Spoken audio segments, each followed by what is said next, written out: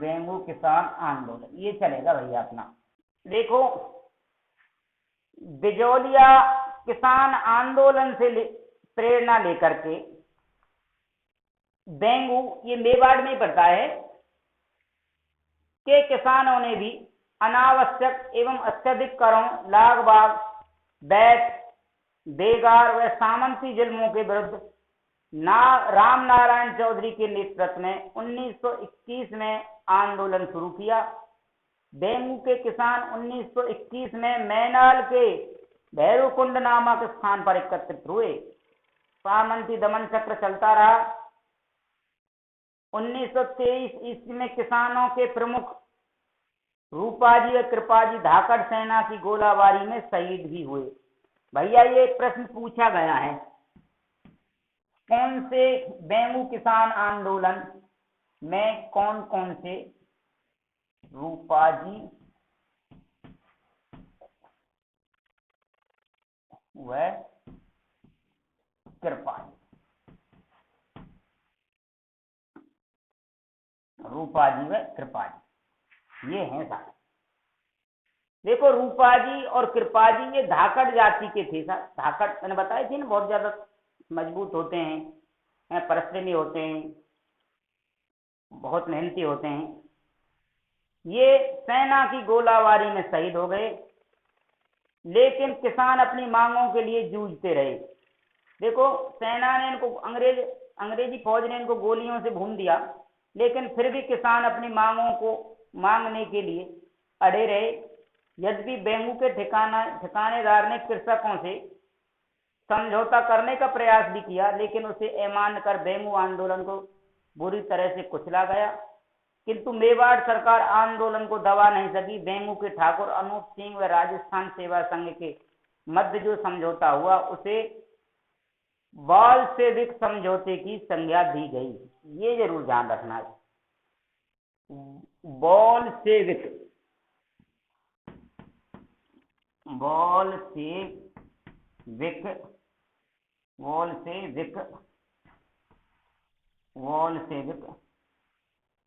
समझौता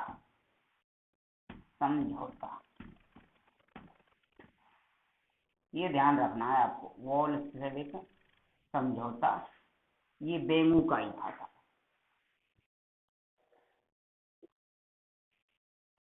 अगला नंबर है भरतपुर किसान आंदोलन। भरतपुर किसान आंदोलन, हम कौन से जिले में रहते हैं? भरतपुर जिले। हम कौन से जिले में रहते हैं? भरतपुर में। भरतपुर किसान आंदोलन,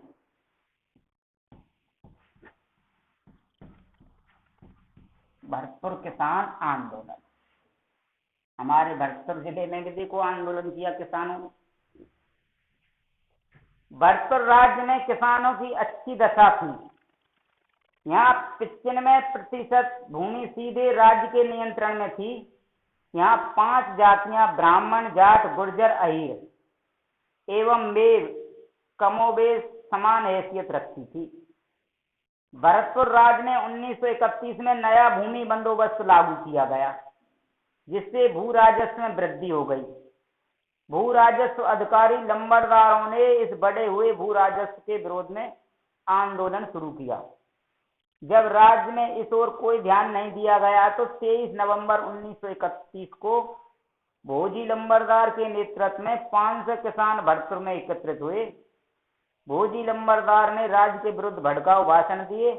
नवंबर 1931 में भोजी लंबरदार को गिरफ्तार कर लिया गया, जिससे यह आंदोलन समाप्त हो गया।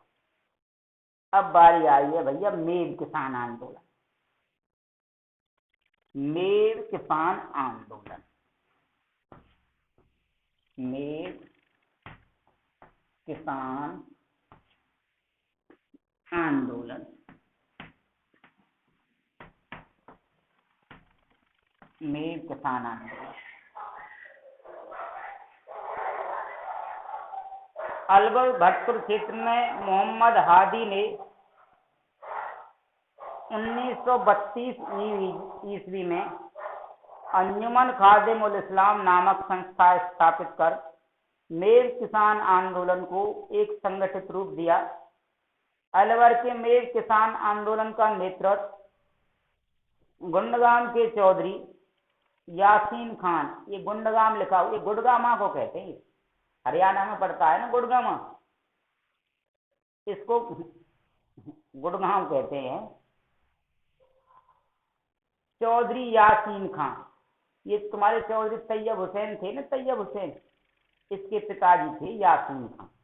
इन्होंने, ये तुम्हारे जाहिदा हैं, जाहिदा, तो जाहिदा है जो तुम्हारे एमएलए, इसके दादाजी थे जलीस खान के ददिया सोता, यासीन खान। इनके द्वारा ये आंदोलन चलाया गया। इसके नेतृत्व में किसानों ने खरीफ फसल का लगान देना बंद कर दिया। चौधरी यासीन खान ने कह दिया कोई खरीफ फसल का लगान नहीं देगा, कर नहीं देगा है। राज्य सरकार ने मेवों को संतुष्ट करने के लिए राज्य काउंसिल में एक मुस्लिम सदस्य खान बहादुर काजी अजूजुद्दीन बिलग्रामी को सम्मिलित कर लिया। इसके बावजूद आंदोलन न केवल तेज हुआ बल्कि उग्र भी हो गया। 1937 ईस्वी में बिलग्रामी के माथस में संकट की जांच हेतु एक विशेष समिति का गठन किया गया। इस समिति की रिपोर्ट के आधार पर मेवों को भू राजस्व तथा अन्य करों में छूट के साथ साथ सामाजिक व धार्मिक समस्याओं का समाधान भी किया गया। अब भैया बारी आई है अलवर किसान आंदोलन और नीमूचना किसान आंदोलन। अलवर और नीमूचना, अलवर और नीमूचना किसान आंदोलन। देखो ये नीमूचना में क्या था, नीमूचना में किसानों की जब फसल पक कर के तैयार हो जाती थी तो आवारा सुअर उस सारी फसल को चौपट कर जाते थे, अनाज को चौपट कर जाते थे। बेचारे किसान साल भर खूब मेहनत करते थे, सर्दी में, गर्मी में, बरसात में, खेतों की जुताई करते थे, बुवाई करते थे, सिंचाई करते थे, फसलें बोते थे। फसलें पक कर के जब तैयार हो जाती थी, बिल्कुल उस समय जंगली सुअर, आवारा सुअर होते हैं, वो सारे की सारे उस अनाज को खा जाते थे। किसान बड़े दुखी हो जाते थे।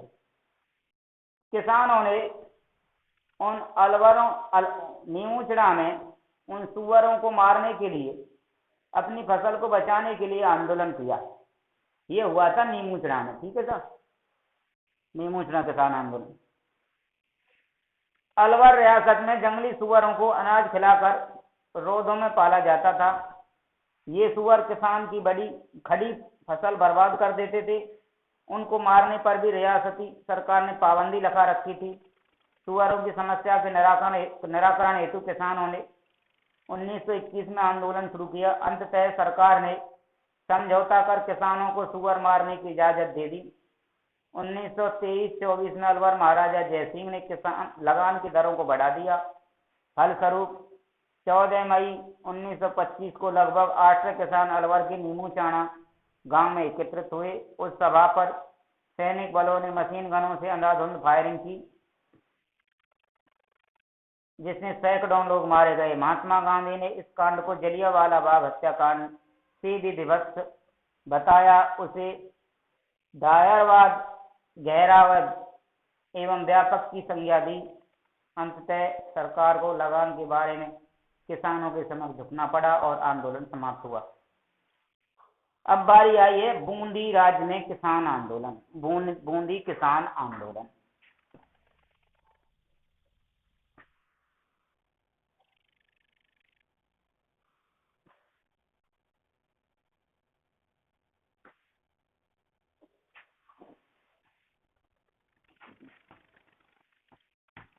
बूंदी किसान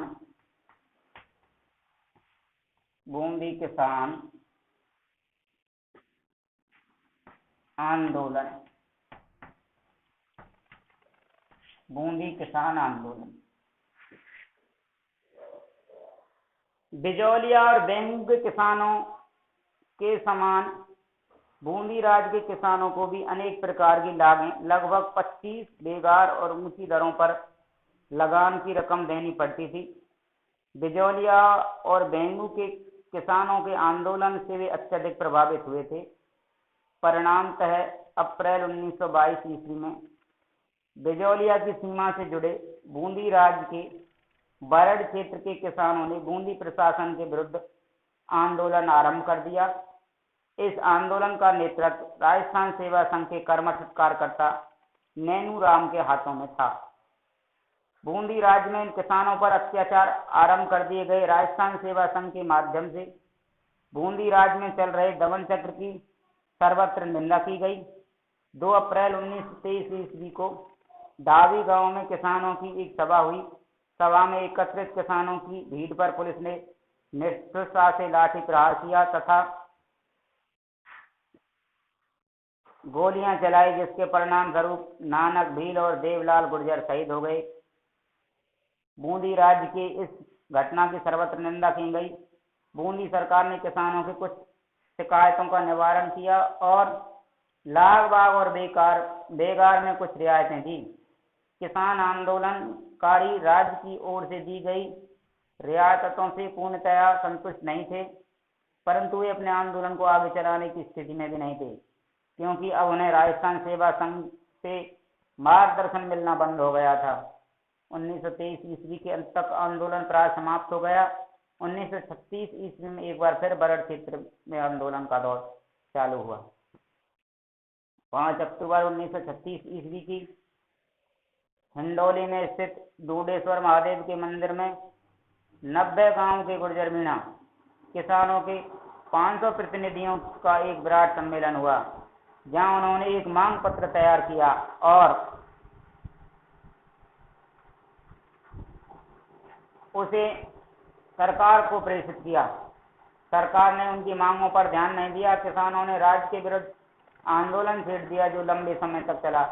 अंततः सरकार ने चराई करों में छूट दी और युद्ध ऋण की वसूली में शक्ति का प्रयोग बंद कर दिया। आंदोलन के समय जिन लोगों को गिरफ्तार किया गया उन्हें छोड़ दिया गया। इस प्रकार यह आंदोलन समाप्त हो गया। जयपुर राज्य में किसान आंदोलन।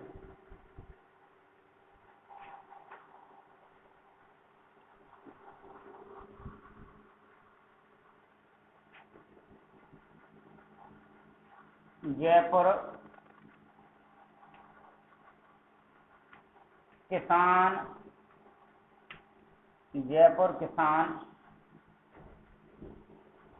आंदोलन।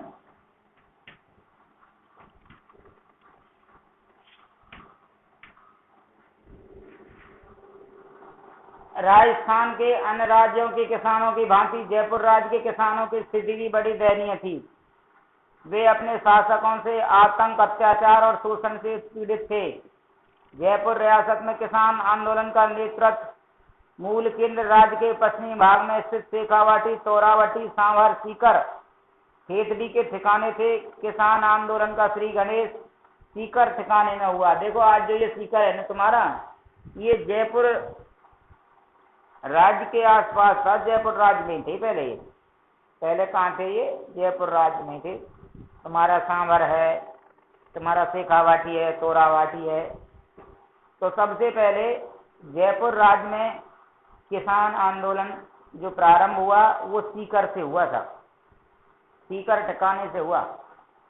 1922 में सीकर के नए राव राजा कल्याण सिंह ने भूमि कर में 25 से 50% वृद्धि कर दी। देखो साहब, ये भूमि का कर, जो जमीन का कर लेते हैं उसको बढ़ा दिया, और बढ़ाया भी कितना? 25 से 50% तक। उसने किसानों को आश्वासन दिया था कि अगले वर्ष उनसे ली जा रही लागों में छूट दी जाएगी। राव राजा ने अपने वचन का पालन नहीं किया, जिससे किसान खिन्न हो गए। वे आंदोलन आरंभ कर दिया और उसने क्या कहा था कि भाई अगली साल आपसे कर नहीं लिया जाएगा। लेकिन फिर अगली साल जैसे ही आई फिर उन्होंने कर ले दिया। तो जनता ने कहा ये तो हमारे साथ बड़ा धोखा है, हमसे तो पहले ही ले लिया डबल। इन्होंने कहा था अगली बार नहीं लेंगे, फिर इस बार भी ले रहे हैं। तो जनता ने फिर दुखी होकर के आंदोलन किया। राम नारायण चौधरी और श्री ब्रह्मचारी के सीकर आने से किसान आंदोलन को प्रोत्साहन मिला।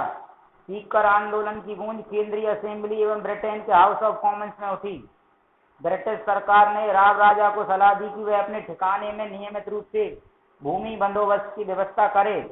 राव राजा ने ठिकानों में भूमि बंदोबस्त करवाने के पूर्व भूमि का सर्वेक्षण करवाया, जिसमें छोटी जरीब का उपयोग किया गया था।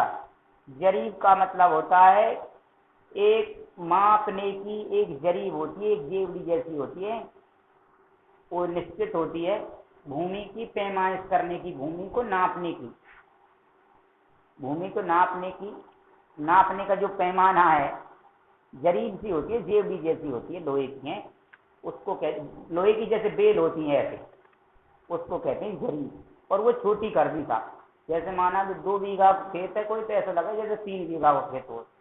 छोटी होगी तो छोटे छोटे खेत हो जाएंगे, अंग्रेजन को ज्यादा, ठिकानेदार को ज्यादा, राजा को ज्यादा इनकम हुई। सीकर के राव राजा ने इजाफा के नाम पर बीघा भूमि पर 2 आना भूमि कर में वृद्धि कर दी। जरीब की लंबाई के मामले को लेकर तथा भूमि कर में की गई वृद्धि के कारण किसानों में पुनः असंतोष बढ़ने लग गया। अक्टूबर 1925 में जाट सभा का बगड़ शेखावाटी में एक अधिवेशन आयोजित हुआ, जिसमें राज्य और जागीरदारों द्वारा जाटों पर किए जा रहे सामाजिक और आर्थिक शोषण के विरुद्ध अभियान चलाने संबंधी कार्यक्रम की रूपरेखा तैयार करने का निर्णय लिया गया। जाट नेताओं ने शेखावाटी के गांव में पहुंचकर कृषकों से संबंध स्थापित कर उन्हें ठिकानेदारों को भूमि लगा न देने के लिए समझाया। जटपुर के जाट नेता देशराज ने सीकर और शेखावाटी के जाट किसानों को अपने अधिकारों के लिए संघर्ष करने को प्रेरित किया और उनमें एक नई चेतना उत्पन्न की। 1932 ईस्वी में बसंत पंचमी के पर्व के अवसर पर झुंझुनू में जाट महासभा के तत्वाधान में भव्य समारोह हुआ। इस समारोह में 60,000 जाट किसानों ने भाग लिया।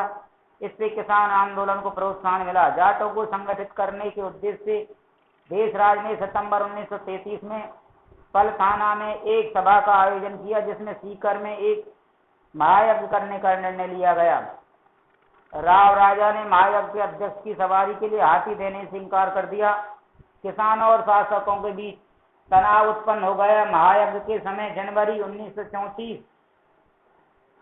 ईस्वी को किसानों द्वारा किए गए भाषणों में ठिकानों की नीति की कड़ी आलोचना की गई, जिससे खिन्न होकर ठिकानों के राव राजा ने जाट सभा के सचिव चंद्रभान को गिरफ्तार कर उसे 6 सप्ताह की जेल तथा 51 रुपये जुर्माने का दंड दिया।